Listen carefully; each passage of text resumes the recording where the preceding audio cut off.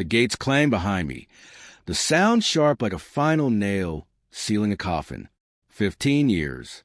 15 years of my life locked away in a cage for a crime I didn't commit. I had imagined freedom every single night, dreamed of air that didn't taste of rust, of skies that weren't trapped behind barbed wire. But the truth? My release wasn't freedom. It was punishment, far worse than prison itself, because the world I stepped back into was unrecognizable. My son, who was 3 when I left, now called another man dad. My wife, the woman I had taken a fall for, the one I bled for in silence, was in that man's arms. My name was poison, my sacrifices erased, and the betrayal waiting for me outside those walls was a wound deeper than anything the prison ever carved into me. But the moment that broke me, it was the first night out. When I stood across the street from my own house, watching through the window as the family I thought I had saved laughed without me, like I was the villain in their story. That's when I realized 15 years in prison wasn't my sentence. My real sentence had just begun. And if you think that's the end of the story, you're dead wrong. That was only the beginning. If you're listening right now, stay with me. Like, share, and subscribe, because you're about to hear the truth I've never told anyone before. And trust me, you'll want to know how this all ends. My name is Michael Carter. I was 30 when the cops cuffed me, and 45 the day I walked out. Back then, I was just a small-town guy in Ohio. I had a wife, Amanda, and a little boy, Jacob. I worked in an auto shop, fixing busted engines and scraping by with grease-stained hands. Life wasn't perfect, but it was ours. Amanda was the type of woman people envied. Sweet smile, sharp mind, and a fire that could burn through anyone who doubted her. She was my high school sweetheart. We married young, before either of us knew what the world could do to 2 kids with nothing but love to carry them. Jacob was our glue. He was this curious, loud little boy who thought the world was nothing but playgrounds and toy cars. We had dreams, saving for our first house, maybe moving out of Ohio someday. But dreams cost money, and money was the one thing we never had enough of. Then came Amanda's brother, Ryan, charming, reckless, and always in trouble. He had this way of making you feel like you were part of his wild ride, even when deep down you knew you shouldn't get in the car. He came to me one night, eyes darting, hands twitching, asking for help. He owed people money, serious people. He swore it was just a quick job, one mistake, and then he'd be done. I should have said no. God, I should have said no. But he was Amanda's brother. Family. And in our world, family meant you bled for each other. That job turned into the nightmare that swallowed 15 years of my life. A botched robbery, a gunshot, a dead man lying in a pool of blood on the cold floor of a convenience store. And me, standing there frozen, as Ryan whispered the words that would change me forever. You'll take the fall, right? For Amanda? For Jacob? The cops came down hard. The DA painted me like a monster. And when the moment came to speak, I swallowed the truth. I couldn't drag Amanda's brother down. I couldn't destroy her family. I told myself I was protecting her, protecting Jacob. So I said nothing. And that silence cost me everything. The gavel slammed. 15 years. 15 years of watching birthdays through glass, of Amanda's letters growing fewer, shorter, colder, until they stopped altogether. Prison changed me. I saw men stabbed over a cigarette. Men hang themselves because the weight of their sins crushed them. I fought to survive, and every fight carved a little more of the old Michael away. By the time I stepped out, I was no longer the man who went in. I had rehearsed that first hug with Amanda and Jacob 1,000 times in my head. But when I got out, Amanda wasn't at the gates. Jacob wasn't there either. Just silence. Just the echo of every lie I had believed. I found out why soon enough. Amanda hadn't waited. She had remarried to Ryan's best friend. And Jacob, my Jacob, called him Dad. I stood outside my own home that night, watching through the window as Amanda kissed another man, as my son climbed into his lap. They laughed like nothing was missing, like I had never existed. That's when rage lit up inside me like gasoline meeting fire. I had given up my life for them. And this was my reward? No, this wasn't the end. This was where it began. And that night, standing in the dark, fists clenched, chest burning, I made a promise to myself. I would take back everything they stole from me. But I had no idea how deep the betrayal really went. Because the very next morning, I found something that made 15 years of pain look like child's play. Something that changed everything I thought I knew about why I went to prison. The morning air was crisp, but I couldn't breathe. My chest was too tight, my head pounding with the image of Amanda and Jacob in someone else's arms. I didn't sleep a minute that night. I just stood outside, watching until the lights in the house went dark. When dawn broke, I was still there, a ghost haunting my own life. That's when I saw it. The mail truck pulled up the same as it probably did every morning. I don't know what made me move, but as soon as the driver dropped the letters in the box, I walked across the street and pulled them out. Maybe I just wanted to see my name. Maybe I wanted proof I still existed. And there it was, my name, stamped in black ink, a thick envelope, addressed to Michael Carter. My hand shook as I ripped it open. Inside was a letter from an attorney I'd never heard of, but the words carved me open like a blade. Mr. Carter, enclosed are documents pertaining to your case. You should be aware that new evidence has surfaced suggesting your conviction may have been a result of perjured testimony and concealed evidence. You were not the shooter.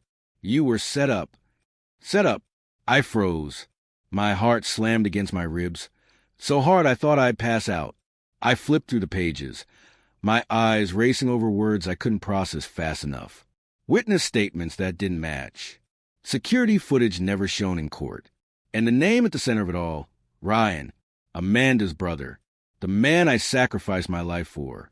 He had given a statement to the police. He had pointed the finger at me. He had painted me as a gunman while he slipped free. And worse, Amanda had known. There were notes, hidden messages between her and him. Proof that they had agreed it was better if Michael took the fall. I dropped the papers on the sidewalk, the world spinning around me. 15 years. 15 years in hell. And all of it built on lies. I stumbled to a bench down the street, gripping my head, choking on the rage. My mind replayed every second in that courtroom, every word Amanda had whispered through prison glass. Just hold on, Michael. We'll get through this. It's not forever. But it was forever, because while I rotted, she moved on. While I wasted away, Ryan built himself a new life. I wanted to storm the house right then, tear the door off its hinges, scream the truth in their faces. But I stopped, because suddenly I understood something deeper. They didn't just betray me. They erased me. And the only way to get back what they stole wasn't with rage. It was with patience. The same patience I had learned behind bars. But patience has its limits. I needed to see Jacob, to see with my own eyes what 15 years had done to him. So I waited until evening. I parked myself outside the school, sitting low in the shadows. And when the final bell rang, I saw him, Jacob, taller than me now, broad-shouldered, with Amanda's dark hair. He walked with his friends, laughing. My boy, my blood. I stepped forward without thinking. Jacob! He stopped, looked around, confusion on his face. Our eyes locked. For a second, just 1 second, I swear I saw recognition. A flicker of something. Then he turned and walked the other way. My chest caved in. He didn't know me. Or worse, he knew exactly who I was, and he wanted nothing to do with me. I went back to the cheap motel I was staying in, sat on the bed, and stared at the papers the lawyer had sent. Proof of my innocence. Proof of their betrayal. And that's when the knock came. 3 sharp raps on the door. I opened it, and there stood a man in a gray suit. Cold eyes. Stern jaw. Not someone you forget easily. He slipped inside without asking, shut the door, and handed me a photograph. It was Ryan. Only Ryan wasn't laughing in the photo. He was lying on the ground, his chest covered in blood, eyes wide open and lifeless. The man leaned in close. His voice was low, calm, like he had done this 1,000 times before. Michael Carter, he said, you've been out less than a week, and now your brother-in-law is dead. People are going to think it was you, but I know the truth, and if you want to survive what's coming, you're going to do exactly what I say. My throat went dry, my pulse hammering as I stared at Ryan's lifeless face in the photo. After 15 years of holding on to my silence, the man who destroyed me was gone, and somehow the world wanted me to pay for it all over again. The stranger in the gray suit didn't blink. He just stood there like a stone statue, calm, collected, dangerous. "Who the hell are you?" I rasped, my hands trembling, not sure if I wanted to swing at him or collapse. "My name doesn't matter," he said, sliding the photo back into his jacket. "What matters is that you listen. Ryan's enemies don't believe in coincidences. They think you killed him. They'll come for you, and they won't stop until you're buried." Enemies. The word hit me like a cold slap. I thought I'd left enemies behind in prison. Turns out, Ryan dragged him into my freedom. "What do you mean his enemies?" I asked. Ryan was a screw-up, yeah, but... The man cut me off with a sharp glare. Ryan wasn't just in debt. He was in deep. Drugs. Guns. Money laundering. He made promises to dangerous men and broke every one of them. You were his perfect shield, Michael. His fall guy then and his scapegoat now. My stomach twisted. The setup wasn't just about a botched robbery. It was bigger. Ryan hadn't just betrayed me to save himself. He'd built his entire empire of lies on my back. And now, with him dead, every vulture was circling me. The man stepped closer, his voice dropping. "You want to stay alive? You want your son back? Then you work with me. Otherwise, prison will look like paradise compared to what's coming." I wanted to tell him to go to hell. I wanted to slam the door in his face. But one thought kept my fist at my side. Jacob. I couldn't die now. Not when my son barely remembered me. Not when Amanda and her new husband already poisoned him against me. If I had disappeared, Jacob would never know the truth. "What do you want?" I asked, my voice low. The man smirked, like he'd been waiting for me to ask. "First, you disappear. You don't go near Amanda. You don't follow Jacob. You don't breathe in their direction. If they see you, you're dead. Second, you find out who killed Ryan. Because until they're dealt with, they'll never believe you didn't pull the trigger. And third," he paused, pulling out a small black phone and sliding across the motel bed. "When I call, you answer. No questions." He turned to leave, but stopped at the door. "Oh, and Michael?" I looked up, my fist clenched. "Don't even think about running. I'll find you before they do." Then he was gone. The silence that followed was louder than the prison yard at noon. I sat on the edge of the bed, staring at the phone. My reflection in the cracked motel mirror looked like a stranger. Hard eyes, sunken cheeks, a man carved out of anger and regret.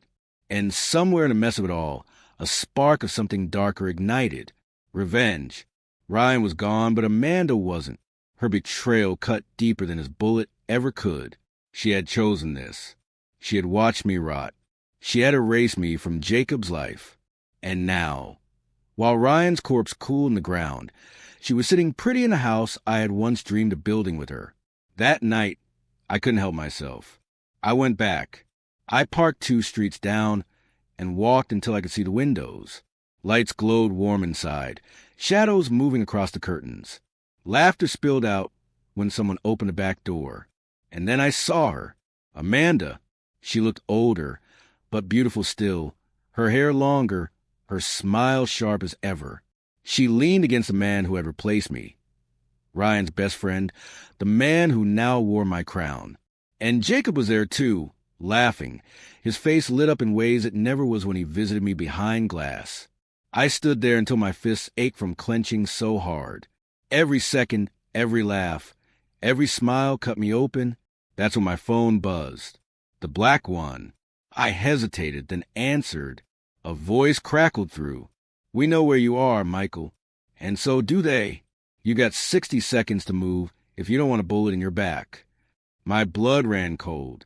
I looked around the street, my instincts screaming. And then out of the corner of my eye, I saw it. 2 men stepping out of a black SUV, their faces shadowed, their strides sharp and fast. One reached into his jacket. Gun. I didn't think. I ran. My feet pounded the pavement, my chest heaving. Shouts erupted behind me. Footsteps chasing me into the night. And just as I rounded the corner, headlights flared, blinding me. A car screeched to a stop, the door flying open. Get in if you want to live, a voice yelled. I froze for a split second. Trusting strangers had destroyed me before, but the sound of boots slamming the pavement behind me left no room for choices. I dove into the car. The driver floored it, tires screeching as the SUV roared after us. I turned, my heart climbing into my throat, and saw the flash of a gun muzzle. A bullet shattered the rear window, glass exploding around me. I ducked low, my ears ringing, my body shaking with rage and fear. 15 years in prison had taught me how to survive. But this was war. And for the first time, I realized I wasn't just fighting for revenge anymore. I was fighting to stay alive long enough to take it. The car roared down the empty streets, engine growling like a beast. I clutched the seat, glass crunching under me, my chest heaving as the world outside blurred into streaks of neon and asphalt. The driver was a woman, long dark hair tied back, sharp eyes fixed on the road. She handled the wheel like she'd been born behind it, swerving us out of line of fire as bullets cracked against metal. "Who the hell are you?" I shouted, my voice raw. "Shut up and duck," she snapped. Another shot shattered the side mirror. She slammed the brakes, spun the wheel, and the SUV chasing us overshot, tires screeching as it fought to turn back around. She floored the gas, and we bolted down a narrow alley, scraping brick on both sides. My heart was in my throat. I'd barely tasted freedom, and already death was breathing down my neck. Finally, after what felt like hours but was only minutes, she killed the lights and coasted us into an abandoned warehouse lot. The SUV's engine roared past in the distance, hunting, but it didn't see us. Not yet. She threw the car into park and exhaled, gripping the wheels so tight her knuckles went white. Then she turned to me. "You're either the luckiest bastard alive," she said, her eyes narrowing, "or the stupidest." I swallowed hard, adrenaline still burning in my veins. "You saved my life." "No," she said flatly. "I saved myself. You just happened to be in the way." Her voice was sharp, but her eyes softened for a split second. She studied me like she already knew my whole story. Then she leaned back and crossed her arms. "They told me you'd be stubborn, that you'd think you could walk out of prison and just slide back into life like nothing happened. But Ryan's death changed everything. You're in it now, Michael, whether you like it or not." I froze.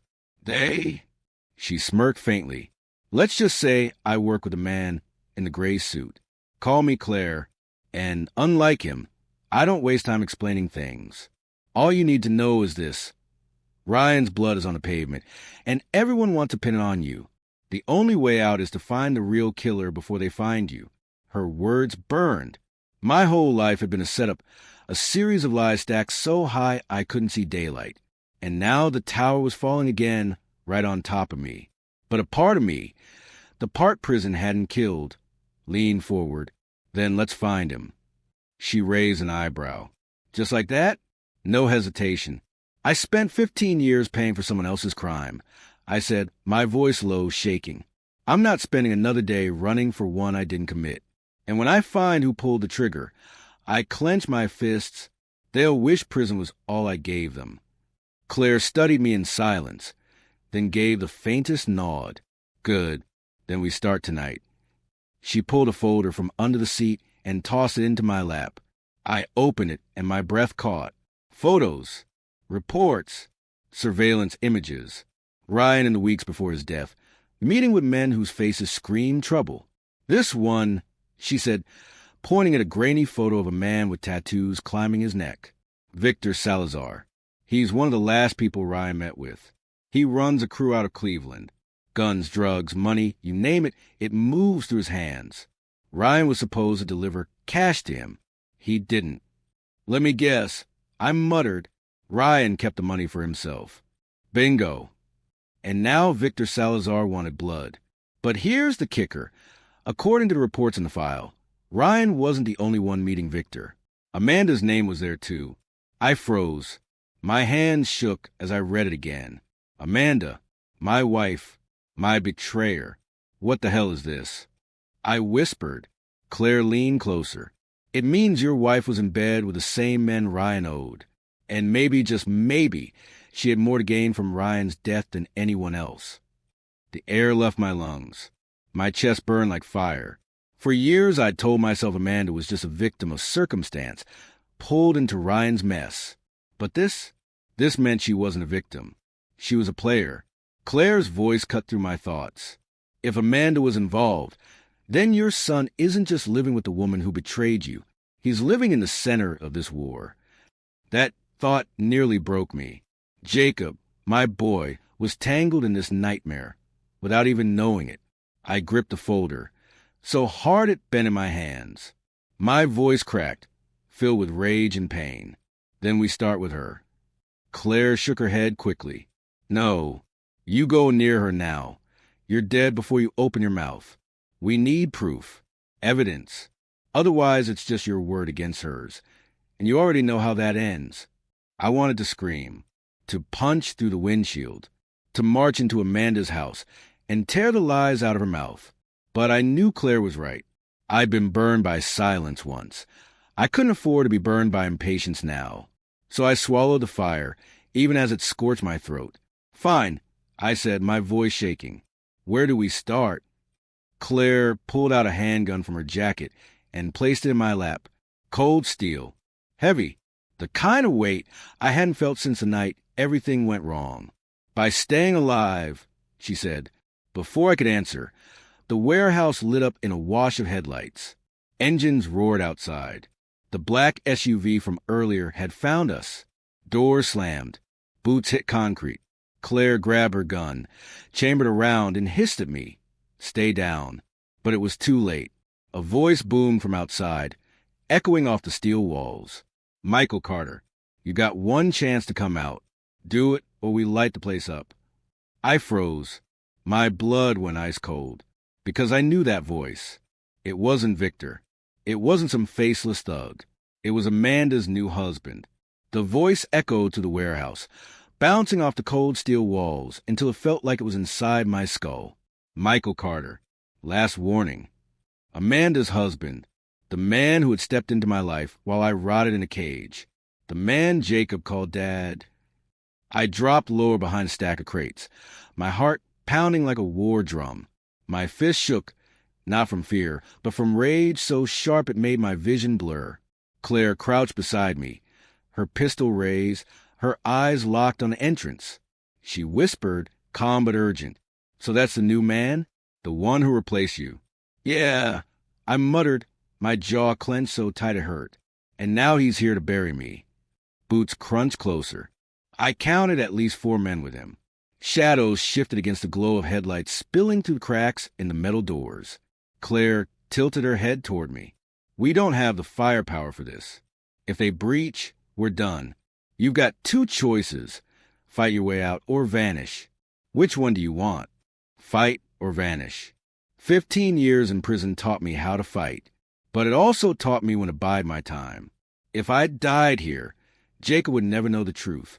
I swallowed the fire in my throat and whispered, Vanish. Claire nodded once. She slid a small utility knife into my palm. Back wall, left side. Thin metal. You can cut through if you're quiet. I stared at her, confused. What about you? She smirked, deadly calm. I'll buy you time. Now move. I hesitated, but the sound of a crowbar hitting the front door jolted me. They were coming in.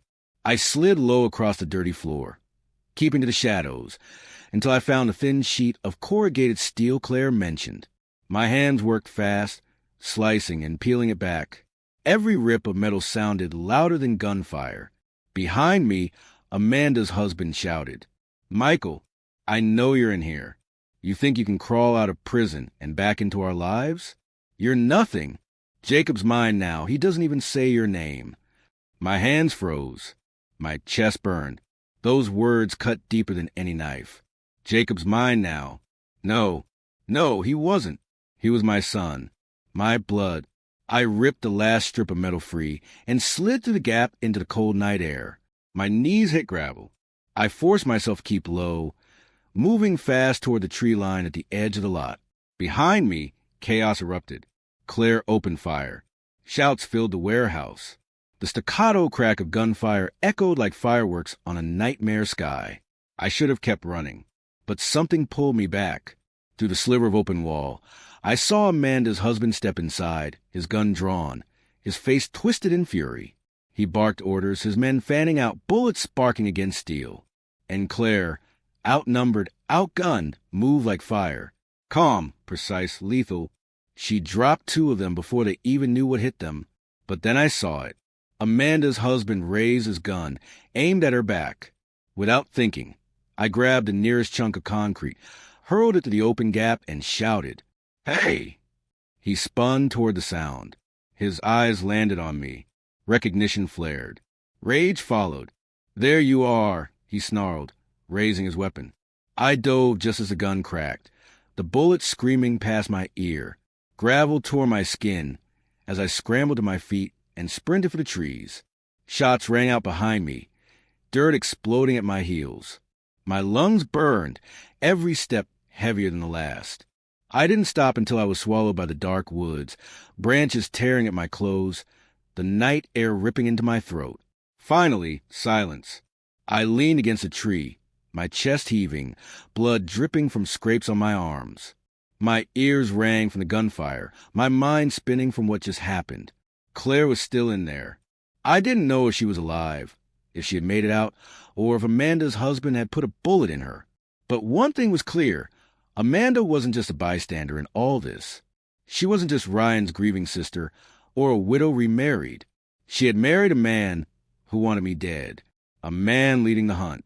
And if he was part of this, then so was she. I had spent 15 years taking the fall for their lies. But this was no longer about survival. This was war. I staggered deeper into the woods, blood pounding in my ears, until I reached a clearing. The moonlight spilled down, cold and silver. That's when I felt it. The cold barrel of a gun pressing against the back of my head. And a voice I knew too well whispered in the dark. "Hello, Michael." It was Amanda. The barrel pressed harder against my skull, cold and merciless. My lungs froze, every muscle in my body wired with the memory of her voice. Amanda. 15 years I dreamed of this moment. Sometimes I imagine her crying in my arms, apologizing for what she did. Other nights, I saw her laughing in someone else's bed while I rotted. But never did I imagine her standing behind me with a gun. "Don't move," she whispered. Her tone was sharp, but I could hear it, the tremor beneath the steel. I didn't turn. I just spoke into the night. 15 years, Amanda. 15 years I gave you. I kept my mouth shut. I took the fall. For you, for Jacob. Her silence was heavier than the weapon pressing into my skin. Then she laughed, low, bitter. "You think you did it for me? For Jacob? No, Michael. You did it because you were weak. Because you were stupid enough to believe Ryan when he said you'd be protecting us. You were his shield. Nothing more." Her words tore into me worse than any prison blade. "So it's true," I said, my throat raw. You knew I wasn't guilty. You let me rot." Amanda's breath hitched. Just a flicker. Enough to tell me I'd hit something raw. "I had to survive," she hissed. "You think I could raise a child alone? You think Jacob would have had a chance with me struggling? Ryan promised me you'd never know the truth. And when you went inside, I moved on. We all did. Moved on. Like I was nothing more than an old coat she tossed away. Rage surged through me, burning hotter than the gun at my head.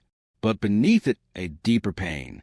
The woman I'd loved since high school, the mother of my child, had killed me long before the prison gates ever did. I clenched my fists. "And Jacob? What lies did you feed him? He doesn't know you," she spat. "He doesn't need to. He has a father. A better one. One who didn't throw his life away." Something inside me snapped. I spun, my hand slamming into the gun, twisting it out of her grip. She gasped, stumbling back, her eyes wide in the moonlight. For a heartbeat, we just stared at each other. Two ghosts of a life that should have been. The gun was in my hand now. Heavy, cold, pointed at the woman who had destroyed me. Her voice broke. "Michael, don't."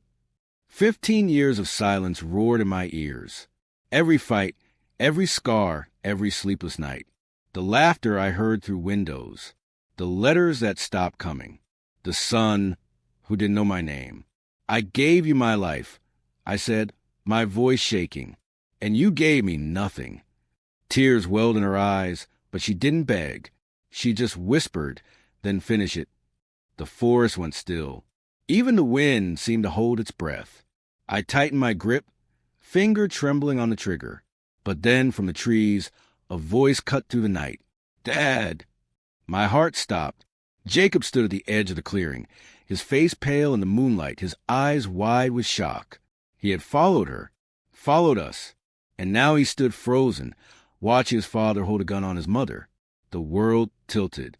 Everything inside me crumbled. I saw myself through his eyes. Not a man betrayed, not a father fighting for his son. Just another monster with a gun. My hand shook violently. The weight of the pistol felt unbearable. Slowly, I lowered it, the rage draining into despair.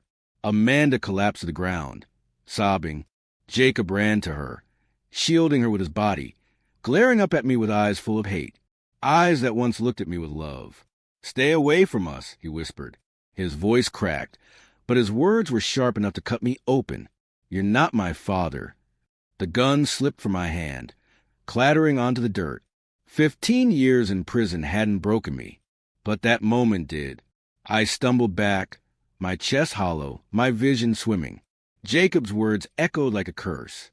Not my father. I turned and disappeared into the trees, the night swallowing me whole. Behind me, Amanda's sobs carried into the darkness, Jacob's voice rising to comfort her. And me? I walked into the shadows, carrying nothing but the truth. 15 years in prison was never my punishment. This emptiness, this exile from my own son, was the real sentence. And it had no end.